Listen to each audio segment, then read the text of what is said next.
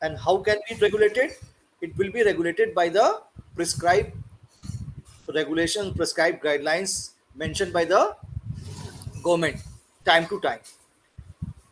Some guidelines related to your civil liabilities and some guidelines related to your professional or business liabilities. The guidelines related to your business or professional liabilities known as business laws, or normally called business regulatory framework.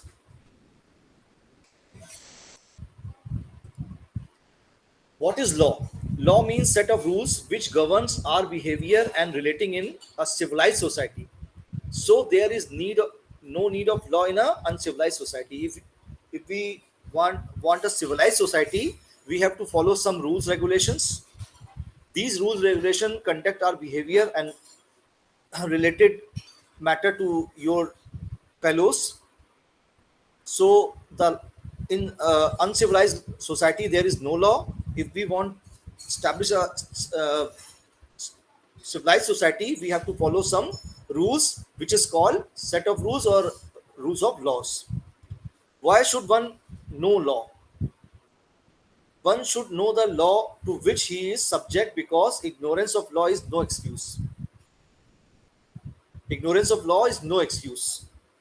If you are the residents in India, if you reside in India, you must know the rules and regulation of the Indian laws. Yes or no? If you reside in India, you must have to follow the rules prescribed by the various laws. Yes or no? You have Yes, to. sir. ठीक है? Yes, sir. If you give an excuse that you don't know the related rules, it must be accepted or not.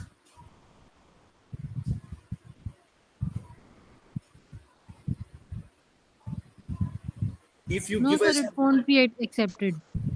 no, excuse of law is not accepted. No, ignorance of law is not excuse.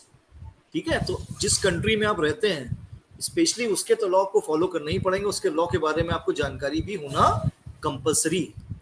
ठीक है? तो law क्या है? Law एक set of rules है जो कि हमारे बिहेवियर को, हमारे जो रिलेटेड पार्टीज हैं उनके साथ हमारे बिहेवियर को कंडक्ट करता है, रेगुलेट करता है, और एक सिविलाइज सोसाइटी को स्टैब्लिश करता है। सिमिलरली लॉ, जो अनसिविलाइज सोसाइटी होती है उसमें कोई लॉ रेगुलेशंस नहीं होते हैं।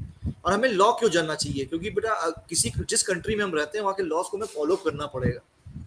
अगर हम इग्नोरेंस करते हैं कि हमें इस लॉ के बारे में जानकारी नहीं है, तो ये हमारा कोई एक्सक्यूज नहीं हो सकता। ठीक है? There is no excuse ignorance of law. ये तो बेसिक स्ट्रक्चर हुआ लॉ क्या होता है और हमें लॉ क्यों जानना चाहिए। अब हम लोग बात करते हैं बिजनेस लॉ की, जिसको कि हम लोग जो लैटिन वर्ड है उसमें मर्केंटाइल लॉ कहते हैं। मर्केंटाइल लॉ के सोर्सेस क्या है इंडिया में? देखिए, जो इंडिया में मर्केंटाइल लॉ या बिजनेस लॉ है उसके मेन 4 सोर्सेज हैं। पहला है इंग्लिश मर्केंटाइल लॉ, और दूसरा है इंडियन स्टेटस लॉ, और तीसरा है जुडिशियल डिसीजंस, और चौथा है कस्टम एंड यूजेस या ट्रेड। ठीक है? जो हमारे कस्टम एंड यूजेस हैं उनको भी इसमें हम लोग इन्वॉल्व करते हैं। अब आपको मालूम ही है कि इंडिया जो एक लंबे समय तक ब्रिटिश कॉलोनी में कन्वर्ट रहा, ब्रिटिशर्स ने यहाँ पर राज किया, तो अब मैक्सिमम जो हमारा बिजनेस था वो टेक ओवर कौन कर रहे थे? ब्रिटिशर्स कर रहे थे। इसलिए उन्होंने अपने कन्वीनियंस के अकॉर्डिंग हमारे लॉ को यहाँ पर लॉन्च किया। जो आप लॉ पढ़ने जा रहे हैं बिजनेस लॉ, इसमें जो पहला पार्ट आप पढ़ेंगे इंडियन कॉन्ट्रैक्ट एक्ट, उसका जो सेक्शन है वो जिस ईयर में वो पास आउट हुआ है, वो पास हुआ है 1872 में, और 1872 में इंडिया जो था वो ब्रिटिश रूल्स के अंदर था। इसलिए जो मैक्सिमम इसमें लॉ हम लोग फॉलो करते हैं वो ब्रिटिश मर्केंटाइल लॉ के ही पार्ट होते हैं। ठीक है? इसके अलावा कुछ इंडियन के स्टेटस है, क्योंकि आपको मालूम है कि जिस समय इंडिया इंडिपेंडेंस से पहले काफ़ी रियासतों में बटा हुआ था, हर रियासत का जो था अलग अलग लॉ था, उसमें भी कुछ स्पेसिफाइड लॉ जो थे उसको इसमें इन्वॉल्व किया गया, इंक्लूड किया गया। फिर समय समय पर जो जुडिशियल डिसीजन हमारे सुप्रीम कोर्ट के आते जाते हैं या हाई कोर्ट के आते हैं, या कोई बेंचमार्क डिसीजन आता है हमारा, तो वो भी लॉ के लिए एक बेस प्रोवाइड करता है। तो जो हमारे जुडिशियल डिसीजंस हैं उसको भी हम इंडियन मर्केंटाइल लॉ में टाइम टू टाइम जो है इंक्लूड करते रहते हैं। और फिर कस्टम एंड यूजर्स हैं। अब देखिए जब हम बिजनेस करते हैं तो बिजनेस में कई तरीके के हमारे रिलीजियस और कई तरीके के जो हमारे ट्रेडिशनल रूल्स होते हैं वो हमें फॉलो करने पड़ते हैं।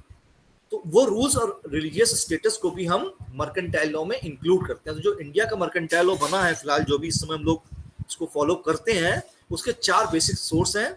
एक है इंग्लिश मर्केंटाइल लॉ, एक है इंडियन स्टेटस लॉ, एक है जुडिशियल डिसीजंस और एक है कस्टम एंड यूजर्स। इतना सभी को क्लियर हो गया? इसमें किसी को कोई डाउट, किसी का नो कोई सर। क्वेश्चन? नेक्स्ट इसके आगे देखिए आप, इंडियन कॉन्ट्रैक्ट एक्ट 1872, जो कि हमारा सबसे पहला सेक्शन इसमें हम लोग पढ़ेंगे वो होगा इंडियन कॉन्ट्रैक्ट एक्ट 1872। सेक्शन 1 इसको डिस्क्राइब करता है। जो उसका सेक्शन 1 है उसमें बताया गया है इंडियन कॉन्ट्रैक्ट एक्ट 1872, और ये एप्लीकेबल कहाँ होता है? ये होल इंडिया में एप्लीकेबल होता है बिफोर आफ्टर 5 अगस्त 2019 के बाद से। आपको मालूम है कि 5 अगस्त 2019 को जो है से पहले ये कश्मीर में एप्लीकेबल नहीं था, क्योंकि कश्मीर में जो था उसको स्पेशल स्टेट के सिंबल के कारण जो है वहाँ पे कई इंडिया के लॉज लागू नहीं होते थे। तो इंडियन कॉन्ट्रैक्ट एक्ट भी 5 अगस्त 2019 से पहले कश्मीर में एप्लीकेबल नहीं था। लेकिन जैसे ही इसको रूल आउट किया गया वहाँ से आर्टिकल 370 को, तो ये भी इंडियन कॉन्ट्रैक्ट एक्ट भी जो है वो कश्मीर में जो एप्लीकेबल हो गया। अब ये जो एक्ट है ये पूरे इंडिया में एप्लीकेबल है। कमिंसमेंट कब से स्टार्ट हुआ? ये जो उसका स्टार्टिंग हुई है वो हुई है 1 सितंबर 1872 को। ये लॉन्च जो हुआ है वो हुआ है 1 डे ऑफ सितंबर 1872, यानी कि 1 सितंबर 1872 को इसे इन लॉन्च किया गया। It has 11 chapters. इसमें 11 चैप्टर्स हैं। Law of contract creates just in personam and not in just in term. ये क्या वर्ड है भाई? देखिए जो इंडिया का जो कॉन्ट्रैक्ट लॉ है वो जस्ट इन पर्सनम का मतलब होता है पर्सनल लॉ नहीं है, ठीक है? जस्ट इन पर्सनम का मतलब ये पर्सनल लॉ नहीं है, ये एक कॉमन लॉ है जो कि होल ऑफ द ग्रुप पे लागू होता है, केवल एक पर्सन पे लागू नहीं होता है। The Indian contract act consist of the following 2 parts. इसके 2 बेसिक पार्ट्स हैं। सबसे पहला है general principles of law of contract और दूसरा है स्पेशल काइंड्स ऑफ कॉन्ट्रैक्ट्स। इसके 2 पार्ट्स में इसको डिवाइड किया गया है। एक है general principles of law of contract और दूसरा है special kind of contract. The general principle of law of contract are contained in section 1 to 75। जो general principle of law of contract है उसमें 1 से 75 तक के सेक्शंस को इंडियन कॉन्ट्रैक्ट एक्ट के इंक्लूड किया जाता है। These principles apply to all kinds of contracts in respective of their nature. और ये जो कॉन्ट्रैक्ट्स हैं ये इन रिस्पेक्टिव ऑफ नेचर सभी तरीके के कॉन्ट्रैक्ट्स पे लागू होते हैं। Special contracts are contained in section 124 to 238। जो स्पेशल टाइप के कॉन्ट्रैक्ट्स हैं उनको सेक्शन 124 से और 238 के बीच के जो लॉज हैं सेक्शन है उस पर एप्लीकेबल होते हैं। These special contracts are indemnity contracts, guarantee contracts, bailment contracts, pledge contracts and agency contracts. तो 2 पार्ट्स हमारे इंडियन कॉन्ट्रैक्ट एक्ट के हैं। पहला special general principles of law of contract है और दूसरा है special kinds of contract. General principle of law of contract में 1 से 75 तक के सेक्शंस आते हैं और स्पेशल लॉ ऑफ कॉन्ट्रैक्ट में 124 से 238 तक के सेक्शन इंक्लूड किए जाते हैं। ओके, अब देखिए आगे, contract as defined by element. जो अलग अलग हमारे ऑथर्स हैं उन्होंने कॉन्ट्रैक्ट को अलग अलग टर्म में डिफाइन किया है। कुछ पहले ऑथर्स की डेफिनेशन को देखते हैं। जिससे पोलॉक की डेफिनेशन देखिए दी गई है, every agreement and promise enforceable at law is a contract. Pollock कह रहे हैं जो भी एग्रीमेंट वैसे जनरली हम लोग एग्रीमेंट और कॉन्ट्रैक्ट को एक ही टर्म में इंक्लूड करते हैं, लेकिन जो लॉ है उसको अलग अलग बताता है। Every agreement and promise enforceable at law in a contract, मतलब ऐसा कोई भी एग्रीमेंट या प्रॉमिस जिसकी इन्फोर्सबिलिटी लॉ से संभव होती है उसे हम कॉन्ट्रैक्ट की कैटेगरी में इंक्लूड करते हैं। नेक्स्ट इसमें देखिए जो डेफिनेशन है, contract is agreement between 2 or more persons which is intended to be enforceable at law and is contracted by the acceptance of one party of an offer made to him by the other party to do or abstain from doing some act।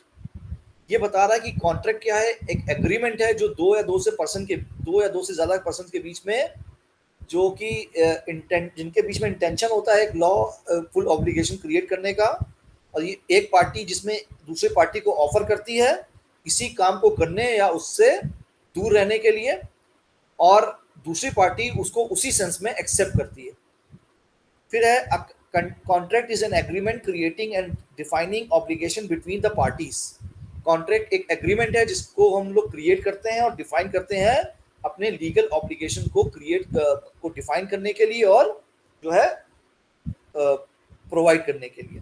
तो ये हमारे कुछ authors की definitions दी गई हैं। अब हम लोग बात करते हैं इंडियन कॉन्ट्रैक्ट एक्ट के जो अलग अलग सेक्शंस हैं, उनमें जो हमको डेफिनेशंस दी गई उनके बारे में बात करते हैं। देखिए पहली डेफिनेशन में सबसे पहला वर्ड आ रहा था ऑफर, जिसको हम लोग प्रपोजल भी कहते हैं। इसको डिफाइन किया गया है सेक्शन 2 सबसेक्शन ए में। When one person signifies to the another his willingness to do or abstain from doing anything with a view to obtaining the assent of that other person either to such act or abstains, he is said to make a offer or proposal। ठीक है, तो देखिए section 2 ये define कर रहा है कि जब एक पर्सन दूसरे पर्सन के सामने अपनी विलिंगनेस यानी कि अपनी इच्छा को इस उद्देश्य से, इस आशा से प्रकट करता है कि दूसरा पर्सन जो उसकी जो असेंट है, उसकी जो स्वीकृति है, उसकी जो कंसेंट है, हमको उस केस में मिलेगी जो काम वो करने को तैयार होगा या तैयार नहीं होगा। तो जब ऐसी कोई अपना प्रपोजल या विलिंगनेस हम किसी पर्सन के सामने रखते हैं तो उससे हम क्या कहते हैं, उसे हम लीगल लैंग्वेज में ऑफर या प्रपोजल कहते हैं। ठीक है, अब जब आप किसी के सामने ऑफर रखेंगे तो वो अपनी एक्सेप्टेंस उसमें देगा। एक्सेप्टेंस को डिफाइन किया गया है सेक्शन 2 सबसेक्शन बी में। ये बता रहे हैं when the person to whom a proposal is made signifies his assent thereto, the proposal is said to be accepted। वो पर्सन जिसके सामने वो प्रपोजल रखा गया है अपनी असेंट, अपनी इच्छा को सिग्निफाइज करता है, उसे बताता है कि हाँ उसके लिए तैयार है, तो ये कहा जाएगा कि जो प्रपोजल है वो एक्सेप्टेड हो गया। इन दोनों डेफिनेशन में किसी को कोई डाउट, देखिए इसमें कई टेक्निकल वर्ड्स आएंगे, तो जहां भी आपको टेक्निकल वर्ड में कोई दिक्कत आए तो तुरंत मुझसे आप कंसर्न कर लीजिए, क्योंकि अगर टेक्निकल वर्ड ये क्लियर नहीं होंगे तो लॉ के जो टर्म्स हैं आपको समझ में नहीं आएंगे। इसलिए इन दोनों डेफिनेशन में किसी को कोई डाउट हो तो मुझसे भी डिस्कस कर सकते हैं ऑफर एंड एक्सेप्टेंस को लेकर। किसी का कोई प्रॉब्लम इसको लेकर, कोई ऑफर एंड एक्सेप्टेंस की डेफिनेशन में? No sir. तो फिर आगे देखते हैं हम लोग। तो ये दो वर्ड हो गए सर, ये जो सर जो ऑफर में लिखा हुआ है कि his willingness to do or to abstain from doing anything, मतलब देखिए कहने का ये, जैसे मैं ऑफर करूंगा तो या तो बड़ा पॉजिटिव ऑफर हो सकता है, नेगेटिव ऑफर हो सकता है। जैसे मान लीजिए आप ये अपनी इच्छा आपकी मन में है कि उस काम के लिए वो मना कर दे, वो काम करे ना, ठीक है, जिस वर्क के लिए आप उसके सामने ऑफर रख रहे हैं, ये मानते हुए कि वो उसी सेंस में उसको मना कर देगा। जैसे मान लीजिए अपने फ्रेंड से आप, मैं अभी एक नॉर्मल एग्जांपल देता हूँ, आप अपने फ्रेंड से कहते हैं कि चलिए मैं मूवी देख के आता हूँ, अगर आपको लगता आप ये चाहते हैं कि आपका जो फ्रेंड उसको नकार दे, तो अगर उसने मना कर दिया नहीं मैं नहीं जाऊंगा, तो ये ऑफर क्या कहा जाएगा, उसी सेंस में हो जाएगा जिस सेंस में आप रखना चाह रहे थे, जिस सेंस में आपने उसको रखा। मेरे कहने का मतलब ये कि जो ऑफर है वो दो टाइप का हो सकता है, या तो पॉजिटिव हमारी एक्सेप्टेंस के लिए होगा या हमारे निग्लेक्शन के लिए होगा। अगर वो निग्लेक्ट कर देता है ऑफर को, तो उस सेंस में हमें ऑफर का सेंस जो है वो सेम होना चाहिए, मतलब जिस सेंस में ऑफर रख रहे हैं उसी सेंस में प्रपोजर को या एक्सेप्टर जो है उसको रिसीव करना चाहिए। तो absent to doing from anything का मतलब यही है कि किसी काम को करने से वो मना कर दे अगर हम चाहते हैं तो, या हम चाहते हैं तो उस काम को करने को तैयार हो जाए। Is it clear? ठीक है सर, ओके। तो अब देखिए नेक्स्ट क्वेश्चन। अभी ये जो मैं ऑफर जो आपको बता रहा था, ये एग्जांपल, ये बेटा जो कॉन्ट्रैक्ट है वो भी दो तरीके के होते हैं। ये जो मैंने एग्जांपल अभी आपको दिया ये सोशल कॉन्ट्रैक्ट है, ये सोशल एग्रीमेंट है, तो अभी इसको मैं बाद में एक्सप्लेन करूंगा।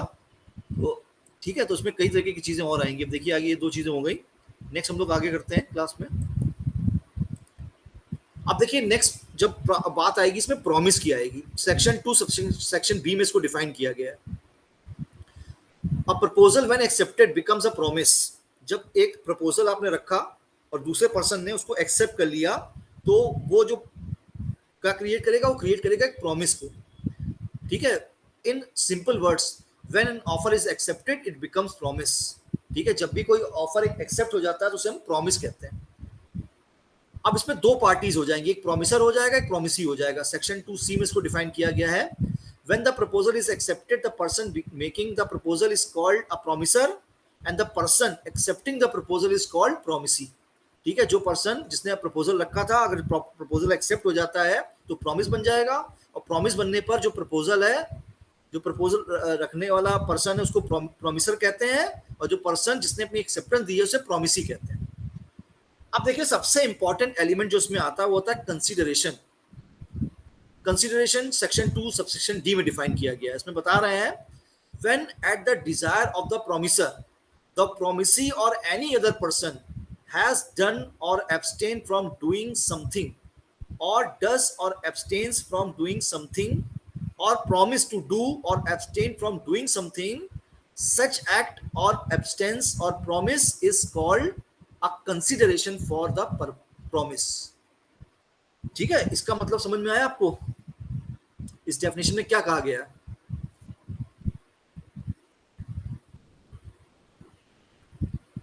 इस डेफिनेशन को क्लियर हुआ भी आपको, क्या मैंने इसमें बताया आपको? तभी मैं बायलैंग्वेज लैंग्वेज को यूज कर रहा हूं। अगर मैं पूरा इंग्लिश में आपको बोलूंगा या पूरा हिंदी में बोलूंगा तो आपको समझ में नहीं आएगा। इसमें जो टर्म ये हम लोग कंसिडरेशन को बारे में पढ़ रहे हैं, इसमें किसी को कोई डाउट है? सर समझ में नहीं आया। देखो मैं बता रहा हूँ, कंसिडरेशन का मतलब होता है something in return. Normal word में इसको हम कहते हैं समथिंग इन रिटर्न। देखिए, अभी मैं आपको बता रहा था कि दो तरीके के एग्रीमेंट होते हैं, एक सोशल एग्रीमेंट होता है, एक लीगल एग्रीमेंट होता है। तो जो ये एग्रीमेंट वही हमारा कॉन्ट्रैक्ट में कन्वर्ट होगा जिसमें लॉफुल कंसिडरेशन होगा। मतलब कहने का ये कि जो एग्रीमेंट को कॉन्ट्रैक्ट में कन्वर्ट करने के लिए सबसे एसेंशियल एलिमेंट है वो है कंसिडरेशन, समथिंग इन रिटर्न। अगर किसी एग्रीमेंट में कोई कंसिडरेशन नहीं है तो वो कंसिडरेशन ना होने पर एग्रीमेंट क्या होगा, वो एक सोशल एग्रीमेंट कहा जाएगा, वो लीगल एग्रीमेंट नहीं हो सकता, और केवल लीगल एग्रीमेंट ही आपके कॉन्ट्रैक्ट में कन्वर्ट हो सकते हैं। एग्जाम्पल मैं आपको देता हूं, जैसे मान लीजिए आपने अपने बर्थडे पार्टी में अपने फ्रेंड को इनवाइट किया, आपके फ्रेंड ने अपनी consent they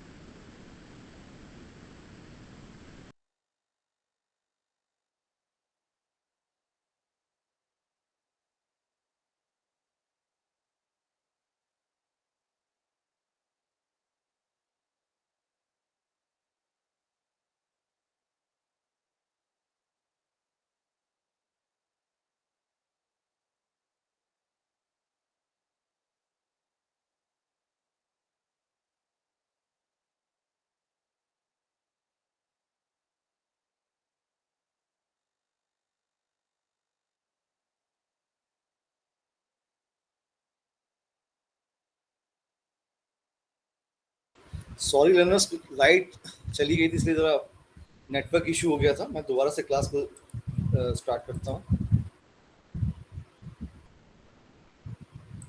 just a minute. तो मैं आपको बता रहा था कि देखिए जो कंसिडरेशन होता है ये बेसिक एलिमेंट होता है। अगर हमारे पास प्रॉपर रिटर्न नहीं है, प्रॉपर एलिमेंट नहीं है, तो जो कंसिडरेशन है वो बिना कंसिडरेशन के हमारा जो एग्रीमेंट है वो केवल एक सोशल ऑब्लिगेशन बन के रह जाएगा, वो लीगल ऑब्लिगेशन नहीं क्रिएट करेगा। ठीक है, तो कंसिडरेशन क्या होता है? Consideration means something in return. तो कंसिडरेशन कब हम पे करेंगे? When at the desire of the promisor, जब प्रोमिसर के डिजायर पे प्रोमिसी किसी काम को करने के लिए तैयार होता है या किसी काम को करने के लिए तैयार नहीं होता है, या खुद काम को नहीं करता है या दूसरे से काम को नहीं करवाता है, तो उसके बदले जो भी उसको रिटर्न में मिलता है उसे क्या कहते हैं? उसे हम कंसिडरेशन कहते हैं। Is it clear? Yes sir. हाँ, नेक्स्ट देखिए, इसके बाद है एक एग्रीमेंट। क्वेश्चन था हाँ पूछिए। सर, जो एक्सेप्टेंस है और प्रॉमिस है वो दोनों सेक्शन 2B में है। हाँ, एक्सेप्टेंस और प्रॉमिस सेक्शन 2B में ही कंसीडर किए जाएंगे। नहीं, एक्सेप्टेंस और प्रॉमिस ना, हाँ जी, दोनों सेक्शन 2B में ही आएंगे वो, क्योंकि जो प्रॉमिस और सर ये जो तभी नीचे आपने प्रॉमिसर और प्रॉमिसी है वो भी 2C ये में दो लिखा है। पार्टीज हैं, ये दो पार्टीज हैं। जब एक प्रपोजल एक्सेप्ट हो जाता है तो जो प्रपोजल मेकर होता है उसे हम प्रॉमिसर कहते हैं, जो प्रपोजल एक्सेप्टर होता है उसे हम प्रॉमिसी कहते हैं। Okay okay sir, okay. अब देखिए एग्रीमेंट। अभी आपने पढ़ा कि एक ऑफर को जब दूसरा पर्सन एक्सेप्ट कर लेता है तब क्या होता है? तब हमारा प्रॉमिस क्रिएट होता है। और जब प्रॉमिस क्रिएट होता है उसमें जब कंसिडरेशन का इन्वॉल्वमेंट होता है तब हमारा एग्रीमेंट क्रिएट होता है। अगर एग्रीमेंट का क्रिएशन नहीं होता है तो एग्रीमेंट नहीं, कंसिडरेशन नहीं होने पर क्या होता है? एग्रीमेंट केवल सोशल एग्रीमेंट रह जाता है और लीगल एग्रीमेंट में कन्वर्ट नहीं होता है। इतना क्लियर हो गया था। अब एग्रीमेंट क्या होता है? हम लोग जो टर्म एग्रीमेंट यूज कर रहे हैं इसका मतलब क्या है? तो देखिए इसमें लिखा हुआ है every promise and set of promises forming consideration for each other. ठीक है, कोई भी ऐसा प्रॉमिस या सेट ऑफ प्रोमिसेस जो एक दूसरे के लिए कंसिडरेशन है, उसको हम क्या कहते हैं? उसको हम एग्रीमेंट कहते हैं। सेक्शन 2 सबसेक्शन ई में इसको डिफाइन किया गया है। In short, agreement is equal to offer plus acceptance. ठीक है, agreement is equal to offer plus acceptance. अब आती है बात कॉन्ट्रैक्ट की। What is contract? तो देखिए, an agreement enforceable by law is a contract. अभी आपको मैंने बताया कोई भी ऐसा एग्रीमेंट जो जिस पर लॉ की इन्फोर्सिबिलिटी होगी, केवल वही एग्रीमेंट कॉन्ट्रैक्ट में कन्वर्ट हो सकता है। अगर इन्फोर्सिबिलिटी ऑफ लॉ नहीं है हमारे कॉन्ट्रैक्ट में एग्रीमेंट की, तो वो कॉन्ट्रैक्ट में कन्वर्ट नहीं हो सकता। इतनी चीजें क्लियर है आपको? इसमें किसी का कोई कंसर्न? सर अब आगे देखिए, वाइड एग्रीमेंट। अब एग्रीमेंट के भी कई पार्ट्स होंगे बेटा। देखिए इसमें सबसे पहला है वाइड एग्रीमेंट। वाइड एग्रीमेंट क्या होता है? An agreement not enforceable by law is wide. ठीक है, कोई भी ऐसा एग्रीमेंट जो इन्फोर्सेबल बाय लॉ नहीं हो सकता उसे हम वाइड एग्रीमेंट कहते हैं। जैसे एग्जांपल आपको लेते हैं, एग्रीमेंट विद माइनर। अगर किसी माइनर से आपने एग्रीमेंट किया तो उसको आप लॉ से इन्फोर्सेबल नहीं करा सकते। क्यों? क्योंकि जो माइनर है उसको लॉ में कॉन्ट्रैक्ट क्रिएट करने के लिए ऑथेंटिक पर्सन नहीं माना गया है। तो agreement enforceable by law is wide. ठीक है, not enforceable by law is wide. कोई भी ऐसा एग्रीमेंट जो जिसमें लॉ से इन्फोर्सेबिलिटी पॉसिबल नहीं है उसे हम क्या कहते हैं? उसे हम वाइड एग्रीमेंट कहते हैं। तीसरा है वाइडेबल कॉन्ट्रैक्ट। सेक्शन 2G में वाइड एग्रीमेंट को डिफाइन किया गया है। इसके बाद देखिए वाइडेबल कॉन्ट्रैक्ट दिया हुआ है। ये दिया है, an agreement is voidable contract if it is enforceable by law at the option of one or more of the parties thereto, that is the aggrieved party, and it is not enforceable by the law at the option of the other or others। तो देखिए ये बता रहा है कोई भी ऐसा agreement जो एग्री पार्टी जानते हैं आप लोग क्या होती है? व्हाट इज एग्री पार्टी किसे कहते हैं मालूम है? नहीं सर। सर जिसने एक्सेप्टेंस ले एग्री ली। पार्टी, नहीं बेटा, एग्री पार्टी मतलब मतलब जो होता हमने है, ऑफर इसको हिंदी रखा में और उसने एक्सेप्ट कर नहीं, लिया। हिंदी में इसको बेटा कहते हैं पीड़ित पक्षकार। पीड़ित पक्षकार का नाम जानते हैं, मतलब बारे में सुना आपने? पीड़ित पक्षकार किसे कहते हैं? नहीं इसे पता कहते सर, हैं आप हम लोग बताइए। जिसके ऊपर मतलब जिसके ऊपर बेटा हमने जिस कॉन्ट्रैक्ट के कारण जिसको कोई लॉस हो रहा है, ठीक है, कॉन्ट्रैक्ट के एग्जीक्यूशन से जिसको कोई लॉस हो रहा है, जिसको कोई नुकसान उठाना पड़ रहा है, उसे एग्री पार्टी कहते हैं या पीड़ित पक्षकार कहते हैं। ठीक है, बात समझ में आई? तो देखिए, ये जो वॉइडेबल कॉन्ट्रैक्ट है, ये केवल उसी केस में इन्फोर्सेबल हो सकता है जब एग्री पार्टी उसको की इन्फोर्सबिलिटी कराने के लिए तैयार हो। लेकिन किसी अदर पार्टी से या अदर पार्टी के इन्फोर्सबिलिटी होने पर वो जो एग्रीमेंट है वो एग्जीक्यूट नहीं हो सकता। अब एग्जांपल मैं आपको देता हूं। मान लीजिए आपके कोई सिग्नेचर आपकी प्रॉपर्टी में एक सिग्नेचर लेने के लिए आपके गन पॉइंट पे आपके साइन कराता है। आपको गन पॉइंट पे लेता है कोई पर्सन और आपके एक सेल डीड पे साइन कराता है कि आप अपनी प्रॉपर्टी जो 50 लाख रुपए की उसे 5 लाख रुपए में बेच देंगे। ठीक है, तो यहां पर एग्री पार्टी कौन हुआ? यहाँ पर एग्री सर जो पार्टी कौन साइन हुआ? कर रहा है, सर जो साइन कर रहा है ना, जो वो साइन कर रहा है, जो साइन कर रहा क्योंकि उसकी है। तो मजबूरी है अगर सर मान साइन लीजिए करना। बाद में वो कोर्ट में जाकर ये प्रूव कर देता है कि जो उसके साइन लिए गए थे वो एट द गन पॉइंट लिया गया था, तो वो अब इसको लॉ को जो एग्रीमेंट है इसको एग्जीक्यूट नहीं कराना चाहता है, तो उसको कोई भी पावर एग्जीक्यूट नहीं करा सकती। मेरी बात समझ में आई? तो जो एग्री पार्टी है, अगर वो प्रूव कर देती है कि जो उसका कंसेंट ली गई या उसके साथ जो प्रॉमिस किया गया वो प्रॉपर वे में हैंडल नहीं किया जा रहा है, प्रॉपरली उसको एग्जीक्यूट नहीं किया जा रहा है, तो वो एग्री पार्टी उस कॉन्ट्रैक्ट का एग्जीक्यूशन रोक सकती है अगर वो तैयार नहीं है। तो अगर वो तैयार है तो उसको एग्जीक्यूट कराया जा सकता है, लेकिन केवल एग्री पार्टी की कंसेंट पे ही वो कॉन्ट्रैक्ट एग्जीक्यूट हो सकता है। तो ऐसे कॉन्ट्रैक्ट को हम वॉइडेबल कॉन्ट्रैक्ट कहते हैं। बात समझ में आई मेरी?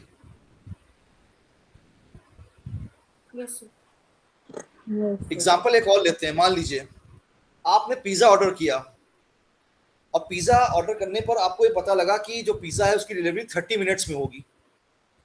अगर वो पिज्जा 35 मिनट्स में आता है तो क्या आप उसको रिसीव करेंगे?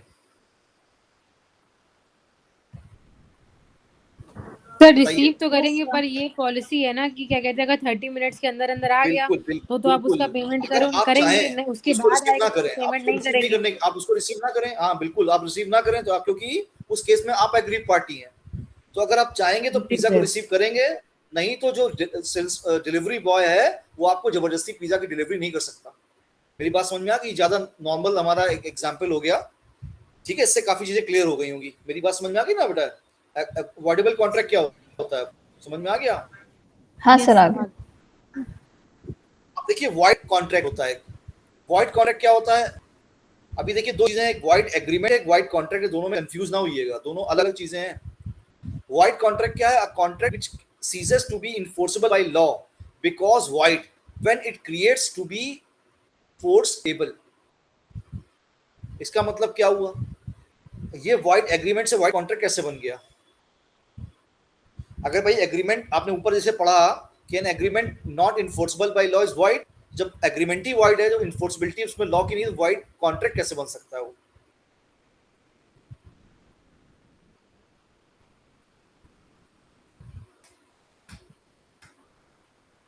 बता सकते हैं?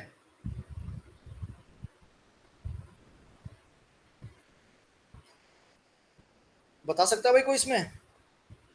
तो देखिए इसमें मैं आपको बताता हूं, ये एग्रीमेंट, वॉइड एग्रीमेंट तो बेटा जो है होता है वो शुरू से ही बेटा वॉइड होता है, मतलब उसमें कोई लीगल एग्जीक्यूशन हो ही नहीं सकता।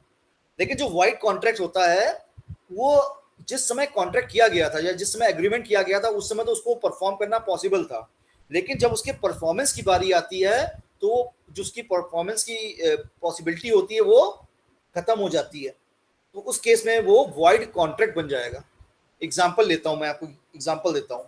जैसे मान लीजिए आपके पास एक घोड़ा है, एक हॉर्स है, आपने उसको सेल करने के लिए 50,000 रुपए का एग्रीमेंट किया कि आप उसको एक हफ्ते बाद 50,000 रुपए में मिस्टर बी को सोल्ड करेंगे। तो क्या ये करेक्ट कॉन्ट्रैक्ट है? करेक्ट एग्रीमेंट है? कर सकते हैं सब? बताइए। आपका पास एक हॉर्स है, आप मिस्टर बी से एक एग्रीमेंट करते हैं कि आप उस हॉर्स को 50,000 रुपए में मिस्टर बी को 5 दिन बाद सोल्ड कर देंगे, तो क्या करा जा सकता है एग्रीमेंट ऐसा? Yes sir. बताइए, कर सकते हैं ऐसा एग्रीमेंट?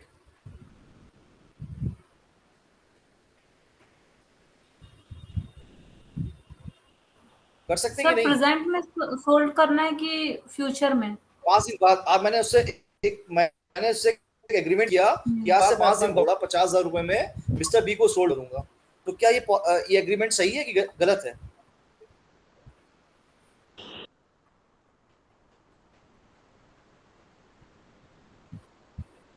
बताइए। ऐसा एग्रीमेंट कर सकते हैं भाई, किसी अपनी प्रॉपर्टी को हम सोल्ड कर सकते हैं। अगर दोनों पार्टी एक पर्टिकुलर प्राइस पे एग्री करती हैं तो अपनी प्रॉपर्टी को हम सोल्ड कर सकते हैं कि नहीं कर सकते हैं? कर हैं ना सकते भाई? हैं सर, कर सकते हैं। जब आपने एग्रीमेंट किया तब तो ये पॉसिबल था कि आप अपना घोड़ा 5 दिन बाद उसको बेचते हो, 50,000 आपको देता, तीसरे दिन वो घोड़ा मर गया, तो क्या आप उस कॉन्ट्रैक्ट को आप एग्जीक्यूट कर पाएंगे, एग्रीमेंट को एग्जीक्यूट कर पाएंगे? नो नहीं सर। डिसॉल्व हो जाएगा। हाँ, तो ये वॉइड कॉन्ट्रैक्ट हो जाएगा। कहने का मतलब ये हुआ कि जब वो कॉन्ट्रैक्ट किया गया तो उसको परफॉर्म करना पॉसिबल था, ठीक है, उसको हम कर सकते थे कि घोड़ा बेचते 5 दिन बाद 50,000 रुपए रिसीव कर लेते, लेकिन क्योंकि मेरा सब्जेक्ट मैटर ही डिस्ट्रॉयड हो गया जिसके लिए मैंने एग्रीमेंट किया था, तो वो उस केस में जो एग्रीमेंट है वो वाइड कॉन्ट्रैक्ट में कन्वर्ट हो जाएगा, वो वाइड एग्रीमेंट नहीं होगा। दोनों में डिफरेंस समझ में आया आपको? वाइड एग्रीमेंट जो होता है वो शुरुआत से ही वाइड होता है, लेकिन जो वाइड कॉन्ट्रैक्ट होता है जब किया गया होता है तब तो वो पॉसिबल होता है, लेकिन जब उसके एग्जीक्यूशन की बारी आती है तो उसको एग्जीक्यूट करना पॉसिबल नहीं होता, इसलिए वो एग्रीमेंट ना हो, जो एग्रीमेंट है वो वाइड कॉन्ट्रैक्ट में कन्वर्ट हो जाता है। ये चीज समझ में आ गई सभी को? किसी डेफिनेशन में कोई डाउट अभी? किसी डेफिनेशन में किसी को डाउट कोई? आगे नहीं बढ़ूं सर। फिर मैं? आगे देखिए फिर। अब देखिए essentials of a wide contract, केवल अभी आपको जो मैंने बताया वो वैलिड कॉन्ट्रैक्ट के लिए कुछ एक इंपॉर्टेंट पॉइंट्स हैं, कुछ पॉइंट्स के साथ ही हमारा कॉन्ट्रैक्ट जो है वो वैलिड कॉन्ट्रैक्ट होता है, अदरवाइज वो वाइड कॉन्ट्रैक्ट या वाइड एग्रीमेंट में ही कन्वर्ट रहता है। देखिए एसेंशियल्स क्या क्या है हमारे। All agreements are contract if they are made, सारे एग्रीमेंट कॉन्ट्रैक्ट में कन्वर्ट हो सकते हैं अगर उनमें ये प्रॉपर्टीज हों। सेक्शन 10 में इसको डिफाइन किया गया, देखिए पहला, 5 free consent of the parties और कॉम्पिटेंट टू कॉन्ट्रैक्ट। जो पार्टीज हैं उनका कंसेंट फ्री होना चाहिए, मतलब उनके ऊपर कोई प्रेशर नहीं होना चाहिए या उनसे किसी इमोरल मेथड से हमने उनसे कंसेंट ना ली हो, और जो पार्टीज है वो कॉम्पिटेंट टू कॉन्ट्रैक्ट होनी चाहिए। फिर नेक्स्ट है लॉफुल कंसिडरेशन, जो कंसिडरेशन है वो लॉफुल होना चाहिए, और जो हमारा ऑब्जेक्ट है, जो हमारा सब्जेक्ट मैटर है हमारे एग्रीमेंट का, वो लॉफुल ऑब्जेक्ट होना चाहिए, और जो एग्रीमेंट है हमारा या जो हमारे एग्रीमेंट का मैटर है वो नॉट एक्सप्रेसली डिक्लेयर वाइड नहीं होना चाहिए किसी भी लॉ से। अगर लॉ ने उसको एक्सप्रेसली डिक्लेयर वाइड नहीं किया है तो ऐसा एग्रीमेंट जो होगा वो कॉन्ट्रैक्ट में कन्वर्ट हो सकता है। ये 4 जो हमारे एसेंशियल एलिमेंट्स हैं एक वैलिड कॉन्ट्रैक्ट के लिए: free consent, competency of parties to contract, lawful consideration, lawful object, और not expressly declared to be void. Okay, अगर ये सारे कंटेंट्स या सारी प्रॉपर्टीज हमारे एग्रीमेंट में होती हैं तो एग्रीमेंट जो है लॉफुल कॉन्ट्रैक्ट में कन्वर्ट हो सकता है। इतना क्लियर है सभी को भाई? इसमें किसी का कोई डाउट? अब देखिए essentials of a valid contract जो हम लोगों ने पढ़े अभी तक। पहला हम लोगों ने पढ़ा ऑफर प्लस एक्सेप्टेंस प्रॉमिस को क्रिएट करता है। अगर प्रॉमिस में हम कंसिडरेशन को और ऐड कर दें तो एग्रीमेंट में वो कन्वर्ट हो जाता है, और एग्रीमेंट में अगर इन्फोर्सिबिलिटी बाय लॉ है तो वो कॉन्ट्रैक्ट में कन्वर्ट हो जाता है। ठीक है, तो agreement plus enforceability by law is equal to contract, promise plus consideration is equal to agreement, और offer plus acceptance is equal to promise. अब नेक्स्ट देखिए इसका पॉइंट जो अभी हम लोगों ने पढ़े हैं ऊपर, जो मेथड, उसको बेटा यहाँ पे मैंने एक्सप्लेन किया, उसके बारे में हम लोग पढ़ते हैं। अब देखिए proper offer and proper acceptance with intention to create legal relationship, सबसे इंपॉर्टेंट चीज है ये। A and B agree to go to a movie on a coming Sunday. A does not turn in, resulting in loss of B's time. B cannot claim by any damage from B since the agreement to watch a movie is a domestic agreement which does not result in a contract. जैसे भी आपको मैंने example दिया था एक birthday party वाला, आपको मैंने बताया था कि अगर आपका कोई फ्रेंड आपने बर्थडे पार्टी में इनवाइट किया और वो बर्थडे पार्टी में आने की अपनी कंसेंट को देता है, लेकिन वो बर्थडे पार्टी में नहीं आता, आपने जो अरेंजमेंट किया था बर्थडे पार्टी में उसमें पर प्लेट जो कॉस्ट आती है आपकी वो 500 रुपये पर प्लेट आती है। तो क्या अगर आपका जो फ्रेंड बर्थडे पार्टी में आता नहीं है, ठीक है, तो क्या उस पर आप क्लेम कर सकते हैं अपने जो पर प्लेट कॉस्ट है उसका? बताइए। नहीं सर। No sir. क्यों नहीं कर सकते भाई, क्यों नहीं कर सकते?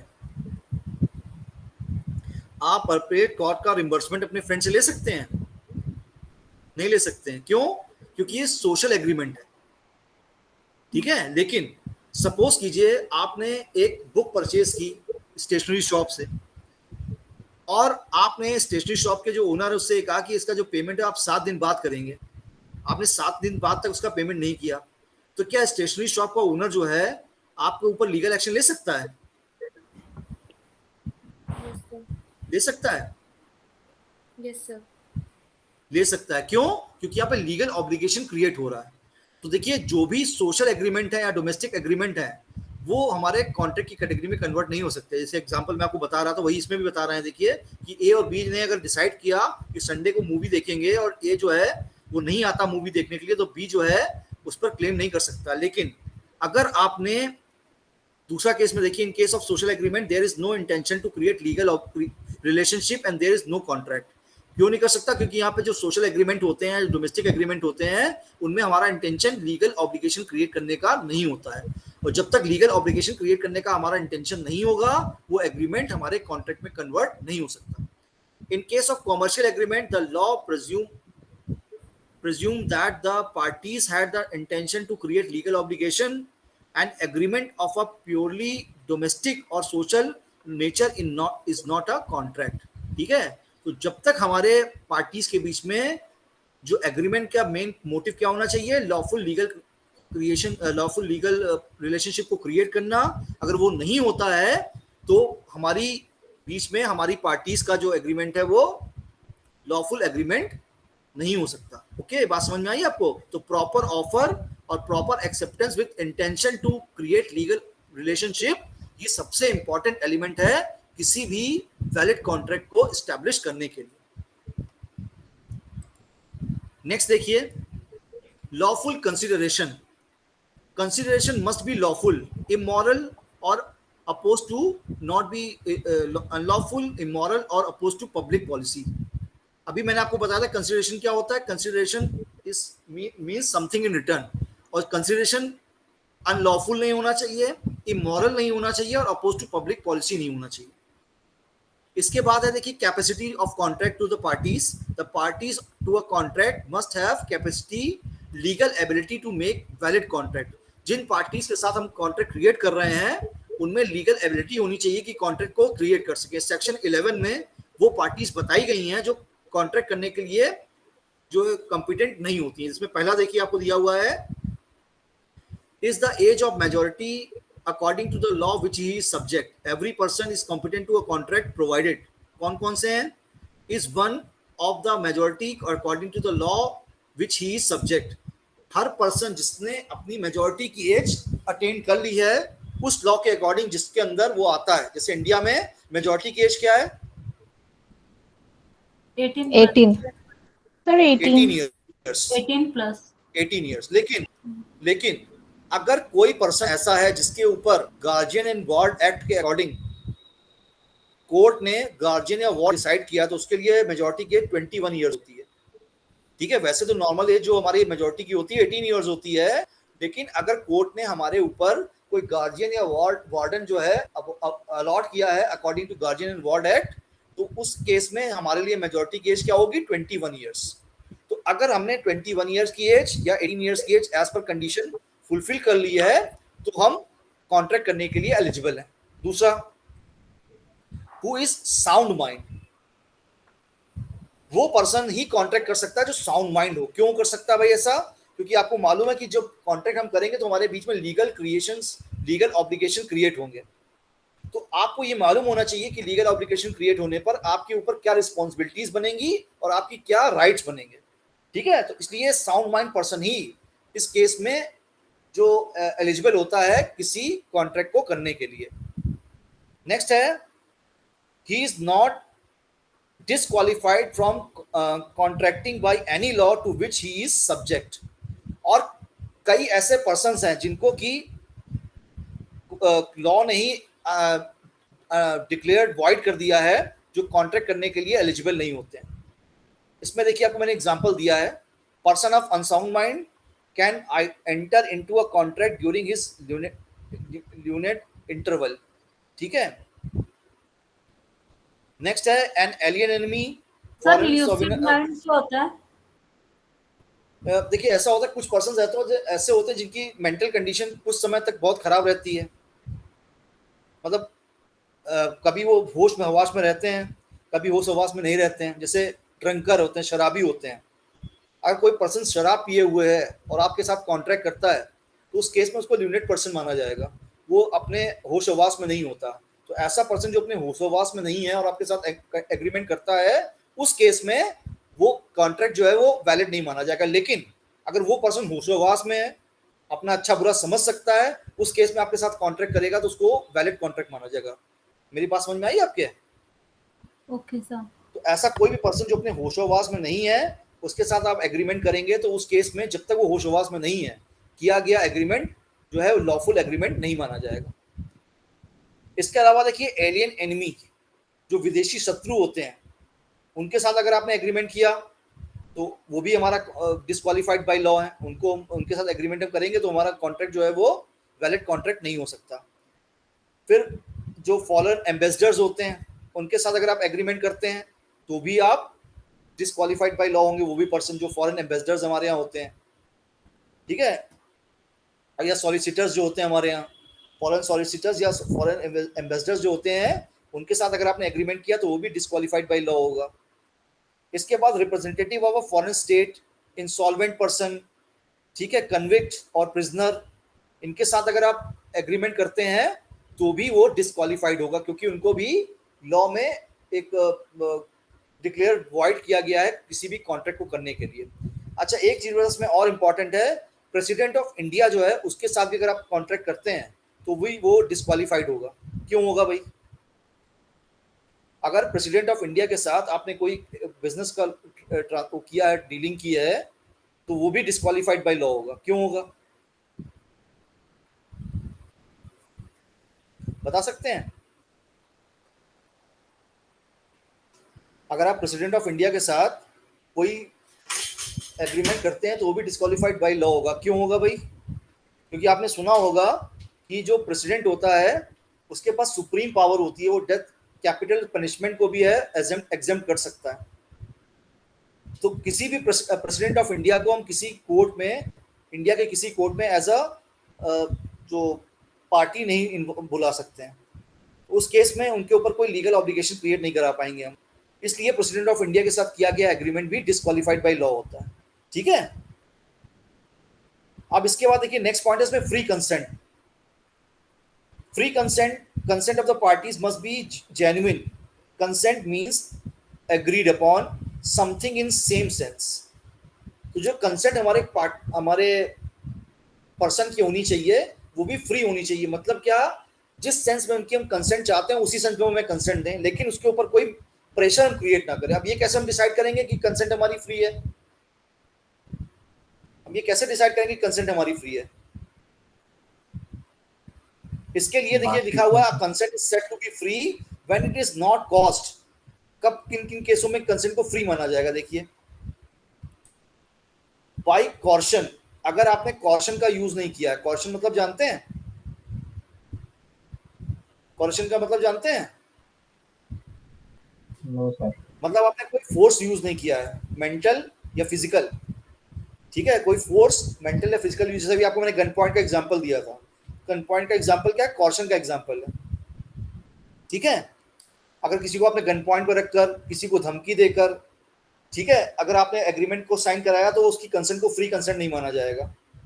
फिर अनडू इन्फ्लुएंस, अनडू इन्फ्लुएंस क्या होता है भाई? देखिए कुछ सिचुएशंस ऐसी होती हैं जहां पर एक पार्टी इस कंडीशन में होती है कि दूसरे पार्टी की कंसेंट को इफेक्टेड कर सकती है। जैसे एग्जांपल मैं देता हूं, डॉक्टर एंड पेशेंट, ठीक है, चेला and Guru, solicitor and client, ठीक है, ये क्या होते हैं? ये अपने पावर्स का जो है मिसयूज करके आपकी कंसेंट को इफेक्टेड कर सकते हैं। कर सकते हैं कि नहीं कर सकते हैं? सर सामने वाले को बहकाना। बिल्कुल बिल्कुल, ठीक है। मतलब बहकाना नहीं, इसमें ये आपको फोर्स करेंगे कि आपको कंसेंट देनी पड़ेगी या आपको उसको ऐसा करना ही पड़ेगा। तो इसमें कुछ एग्जांपल मैं आपको बता रहा था, जैसे डॉक्टर एंड क्लाइंट होता है, जो पेशेंट होता है, डॉक्टर एंड पेशेंट का रिलेशनशिप ऐसा होता है कि वो अपने क्लाइंट की जो कंसेंट है उसको इफेक्टेड कर सकता है कि नहीं कर सकता है। अगर डॉक्टर के पास आप जाते हैं ट्रीटमेंट के लिए और डॉक्टर आपसे कह दे कि इस तरह की बीमारी आपको ऑपरेशन कराना पड़ेगा, भले इसके लिए अगर आपको ऑपरेशन की जरूरत ना हो, तो क्या आप ऑपरेशन कराएंगे? अगर डॉक्टर इस तरीके का सिनेरियो आपके सामने बना दे इसमें बिना ऑपरेशन के काम नहीं चलेगा, तो क्या आप ऑपरेशन कराएंगे कि नहीं कराएंगे? कराना पड़ेगा हमको, कराना ही पड़ेगा, वो इतना ज्यादा वो कर देते हैं। इस सिचुएशन में है वो कि आपकी कंसेंट को इफेक्ट कर सकता है। इसी तरीके से मान लीजिए अगर आप अपने लॉयर के पास जाते हैं, अपने लॉयर से अगर आप कोई लीगल एडवाइस लेते हैं, तो अपनी लीगल एडवाइस को कुछ इस तरीके से प्रेजेंट करता है कि आपको इस तरह की फी पे करनी पड़ेगी, इस तरीके के प्रोसीजर को फॉलो करना पड़ेगा, तो आप करेंगे कि नहीं करेंगे? करेंगे, बिल्कुल करेंगे, कि उस कंडीशन में है कि आपको आपकी कंसेंट को इफेक्टेड कर सकता है वो, ठीक है। तो इस तरीके की जो सिचुएशन में हमारे साथ कंसेंट होती है उसको हम लोग अनडू इन्फ्लुएंस मानते हैं। फिर फ्रॉड आता है। फ्रॉड में क्या होता है कि हम जानबूझ के किसी चीज को बढ़ा चढ़ा के बताते हैं, मालूम होता है हमको कि ऐसा नहीं है, लेकिन तब भी दिखाने के लिए उसको हम बढ़ा चढ़ा के बताते हैं, उसे हम कहते हैं फ्रॉड, धोखा देना। फिर होता है मिस रिप्रेजेंटेशन। मतलब आप देखिए थोड़ा सा स्लाइट डिफरेंस है फ्रॉड और मिस रिप्रेजेंटेशन में। मिस रिप्रेजेंटेशन में क्या होता है, हम एश्योर नहीं होते कि ऐसा हो सकता है। जैसे मान लीजिए मैं आपकी कोई बाइक परचेज करूं, मैं आपसे कहूं क्या एवरेज देती है, तो आप कहोगे 40-50 का एवरेज देती होगी, तो आप खुद श्योर नहीं कि 40 का एवरेज देती है कि 50 का एवरेज देती है। लेकिन अगर आपको मालूम है कि हमारी बाइक 30 का एवरेज देती है और मैं आपको बताऊं, हाँ क्या बोल रहे हैं अखिल जी? प्रेडिक्शन कर लेता है किसी चीज का। हाँ, मैं अश्योर नहीं होगी भाई 40-50 के बीच का एवरेज देती होगी, लेकिन मैं मुझे मालूम है कि मेरी बाइक 30 का एवरेज देती है, मैं आपको बताऊं कि 40 का एवरेज देती है, तो ये क्या होगा, ये फ्रॉड होगा। और मैं 40-50 के बीच का बता रहा हूँ, तो वहां पे क्या होगा, मिस रिप्रेजेंटेशन होगा। अब ये चैप्टर पढ़ेंगे तो आप में काफी चीजें क्लियर हो जाएंगी। उसके बाद होता है मिस्टेक। तो मिस्टेक दो तरीके की होती है, मिस्टेक ऑफ लॉ और मिस्टेक ऑफ फैक्ट्स। तो ये मैं चैप्टर पढ़ाऊंगा तब आपको पूरा एक्सप्लेन करूंगा उसको। फिर देखिए लॉफुल ऑब्जेक्ट। तो object of the agreement should be lawful and legal. Two person can not enter into an agreement to do a criminal act. तो देखिए कोई भी हमारा जो एग्रीमेंट होना चाहिए वो लॉफुल होना चाहिए। अगर किसी क्रिमिनल एक्ट के लिए हम अपनी कंसेंट को देते हैं तो वो लॉफुल ऑब्जेक्ट में नहीं आएगा। Consideration of object of an agreement is unlawful if it is forbidden by the law, is of such a nature that is permitted, would defect the provision of any law, or fraudulent provisions of or implies injury to person or property of another, court regards it immoral or opposed to public policy। तो ऐसे किसी भी object के लिए अगर हमने कोई agreement किया है जो अनलॉफुल है, अपोज टू पब्लिक पॉलिसी है, इमोरल है, तो ऐसा एग्रीमेंट हमारा अनलॉफुल ऑब्जेक्ट के कारण वैलिड कॉन्ट्रैक्ट में कन्वर्ट नहीं हो सकता। इसके बाद होती है पॉसिबिलिटी ऑफ परफॉर्मेंस। देखिए एग्रीमेंट तभी हमारा एग्जीक्यूट हो सकता है जब उसमें पॉसिबिलिटी ऑफ परफॉर्मेंस हो।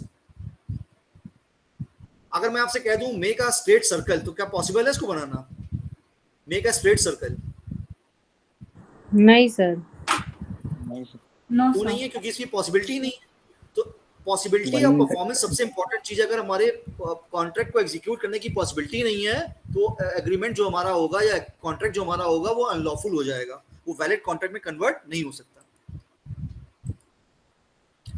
The term of agreement are certain and are capable of being made certain. ठीक है, जो हमारे एग्रीमेंट के टर्म्स एंड कंडीशन होने चाहिए वो सर्टेन होने चाहिए या ऐसे होने चाहिए जो कि जिनको हम आसानी से समझ सकें. इसमें एग्जांपल जैसे दिया है मैंने, ए agree to pay ₹5 lakh to be for ultra modern decoration of his drawing room. This the agreement is void because the meaning of the ultra modern is not certain. ठीक है, एग्जांपल एक और लेते हैं. मान लीजिए if I have a 2 cars and want to buy 1 car and want to sell 1 car, is it a clear cut agreement or not? If I have a 2 car, one is Santro and one is Venue, and I want to sell a 1 car, is it certain or not? No sir. क्यों नहीं? हाँ भाई, certain नहीं है. मैं कौन सी car बेचूंगा? तो यहाँ पर हमारा एग्रीमेंट क्लियर नहीं हो सकता. मैं कौन सी कार बेचूंगा यहाँ पे क्लियर नहीं है. यहाँ पे अल्ट्रा मॉडर्न कर दीजिए हमारे ड्राइंग रूम को, लेकिन अल्ट्रा मॉडर्न में क्या चीज करनी है ये क्लियर नहीं है. तो अल्ट्रा मॉडर्न में कुछ चीजें हमें बतानी पड़ेंगी. ठीक है, तो जब तक ये सर्टेनिटी नहीं होगी तब तक हमारा एग्रीमेंट एग्जीक्यूट नहीं हो सकता. समझ में आई मेरी बात? फिर नॉट डिक्लेयर्ड वॉइड, कोई भी ऐसा एग्रीमेंट नहीं होना चाहिए जिसका जो सब्जेक्ट मैटर है as per any law declare void किया गया हो या इलीगल किया गया हो. ठीक है, उसकी लीगलिटी होनी चाहिए. और फिर नेसेसरी लीगल फॉर्मेलिटीज हमें पूरी करनी चाहिए. अब कॉन्ट्रैक्ट में भी ओरल और रिटन, कॉन्ट्रैक्ट या तो ओरल हो सकता है, रिटन हो सकता है, लेकिन हमारे लिए ये ज्यादा अच्छा है कि हमारा कॉन्ट्रैक्ट रिटन फॉर्मेट में हो. There is a particular type of contract is required by the law to be in written and registered. It must compel with necessary formalities as writing, registration and attestation. If legal formation are not carried out, then the contract is not enforceable by law. ठीक है, तो अगर बेटा उसमें कोई हमने legal formality पूरी नहीं की है तो भी हमारा कॉन्ट्रैक्ट इन्फोर्सेबल बाय लॉ नहीं हो सकता. अब ये देखिए डिफरेंस आएगा हमारा एग्रीमेंट और कॉन्ट्रैक्ट में. अभी आपने जो एग्रीमेंट और कॉन्ट्रैक्ट के बारे में पढ़ा उसके बीच में डिफरेंस क्या देखिए. Meaning the modern of agreement, the meaning of agreement can be understand as an acceptance of an offer given by one party to another. और कॉन्ट्रैक्ट क्या होता है? Contract can be defined as an agreement that is enforceable by law. Definition, agreement की definition section 2E में define की गई. आपको मालूम है, every promise and set of promises forming consideration to each other is an agreement. और contract की definition section 2H में डिफाइन की गई है. इसमें बताया गया है an agreement enforceable by law is a contract. Elements क्या होते हैं? Agreement is equal to offer plus acceptance होता है, और कॉन्ट्रैक्ट इज इक्वल टू क्या होता है? Agreement plus enforceability by law होती है. Written format, agreement can not be necessarily be in written format, लेकिन कॉन्ट्रैक्ट के लिए नॉर्मली अच्छा होता है कि हमारा कॉन्ट्रैक्ट रिटन फॉर्मेट में और रजिस्टर्ड हो. Scope, an agreement has a wider scope than a contract. A contract have a narrow scope as compared to the agreement, क्योंकि एग्रीमेंट के कई पार्ट्स हो सकते हैं, कॉन्ट्रैक्ट के केवल 2 ही पार्ट्स होते हैं. Risk, it involve a high risk factor because it not enforceable by the law, or a contract is abandoned by the law, so it ensured to a low risk factor. One in another, all agreements cannot be considered to a contract, क्योंकि जब तक सारे element essential elements नहीं होंगे हमारा agreement valid contract convert नहीं हो सकता. All contracts can be considered as an agreement. Legal obligations, an agreement does not create a legal obligation. Contracts are meant to create a legal obligation. Consideration, agreement cannot be formed without consideration. There should be some consideration to form a contract. ये आपने पढ़ा था, इसको मैंने भी आपको explain भी कर दिया. ये स्लाइड में शेयर कर दूंगा, अभी आप पढ़ भी लीजिएगा इसको. ठीक है, अब टाइप्स ऑफ कॉन्ट्रैक्ट देखिए, मैं इसको थोड़ा थोड़ा एक्सप्लेन कर देता हूं अभी, बाकी मैं स्लाइड दे दूंगा तो आप स्लाइड से पढ़ते चलिएगा. देखिए सबसे पहला होता है on the basis of creation. सबसे पहला होता है एक्सप्रेस कॉन्ट्रैक्ट. एक्सप्रेस कॉन्ट्रैक्ट क्या होता है? जहां पर बेटा ये रिटन फॉर्मेट में या स्पोकन फॉर्मेट में होता है, जिसमें कि हमारे पर्पस को हम प्रॉपर्ली एक्सप्लेन कर रहे होते हैं. इससे देखिए एग्जांपल दिया हुआ है, A says to B will you buy my bike ₹20,000. तो ये क्या हुआ? ये एक्सप्रेस कॉन्ट्रैक्ट, इसमें हमने क्लियर कट ऑफर किया है मिस्टर ए ने मिस्टर बी को. इम्प्लाइड कॉन्ट्रैक्ट, इम्प्लाइड कॉन्ट्रैक्ट क्या होता है? यहाँ पे बेटा कोई रिटन वर्ड या स्पोकन वर्ड नहीं होते हैं. हमारा एटीट्यूड या कंडक्ट जो होता है, कंडक्ट ऑफ पर्सन, वो आपको बताता है कि आप कॉन्ट्रैक्ट करने जा रहे हैं. By implied contract means implies by the law. The law implies a contract through parties never intended according to section 9 is so far as such proposal or acceptance is made otherwise than in words. The promise is said to be implied. Example, a stops of a taxi by waving his hand and takes its seat. There is an implied contract that A will pay the prescribed fare. ठीक है, अगर आप किसी taxi को हाथ देकर रोकते हैं तो ये आपका कोई आपने वर्ड यूज नहीं किया, ना कोई वर्ड यूज किया, ना बोला, ना लिखा, आपने केवल हाथ दिखाया और टैक्सी को रोक लिया। इसका मतलब क्या हुआ कि आप टैक्सी में बैठना चाहते हैं, अपने डेस्टिनेशन पे जाना चाहते हैं और उस डेस्टिनेशन का प्रिस्क्राइब फेयर जो है वो आप पे करेंगे। Tact contract, a contract is said to be tagged when it has been inferred from the contract from the parties. For example, paying cash through automatic tellering machine. अगर ATM से आप card लगा के पैसे निकालते हैं, ठीक है, तो उसे हम टैक्ट कॉन्ट्रैक्ट कहते हैं। या जो हमारे ऑक्शन सेल होती है उसमें जब हैमर जो फॉल किया जाता है तो उससे क्या होता है, ये डिसाइड हो जाता है कि हमारी जो एग्जीक्यूट है कॉन्ट्रैक्ट, वो कॉन्ट्रैक्ट जो है वो एग्जीक्यूट हो गया है। तो ये हमारा क्या है, ये टैक्ट कॉन्ट्रैक्ट का एग्जांपल है। फिर क्वासी कॉन्ट्रैक्ट्स होते हैं। क्वासी कॉन्ट्रैक्ट्स क्या होते हैं? क्वासी कॉन्ट्रैक्ट्स में देखिए होता है नाइदर बाय वर्ड और spoken, not written, nor by the contact of the parties, but they are created by the law. ना तो यहाँ पर वर्ड होता है, ना रिटन फॉर्मेट में होता है, ना हमारा कंडक्ट या बिहेवियर ऐसा होता है कि बताता कि हम कॉन्ट्रैक्ट को करने जा रहे हैं, और ना ही ये केवल कुछ लॉस के कारण क्रिएट होता है। जैसे एग्जांपल मैं आपको देता हूँ, इसमें देखिए दिया भी गया है, if mister A leaves his goods at mister B shop by mistake, then it is for mister B to return the goods और to compensate the price. In fact the contract depend